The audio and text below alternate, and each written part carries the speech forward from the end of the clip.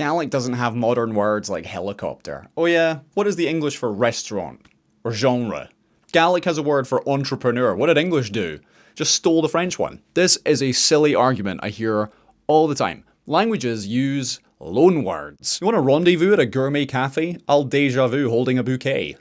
This sentence was half French. Loanwords are, as you can imagine, taken from one language and borrowed into another. Happens ifugentile, and using them is not a sign of a language's modernity or lack thereof. Loanwords introduce new concepts. They fill gaps in our vocabulary. In English, Schadenfreude, it's one of my favorite words, pleasure derived from another person's misfortune, that's German, and we simply did not have an English equivalent for that particular important feeling. And so we loaned it. In French, you could say la fin de semaine, but you're more likely to hear le weekend. The best example I can think of a Gaelic loanword in English is if you have been to a Scottish wedding, you have likely taken part in a céilí.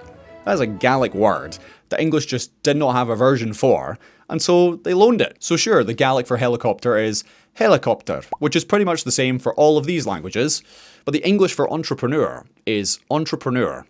And in Gaelic, it's nech tjunskain.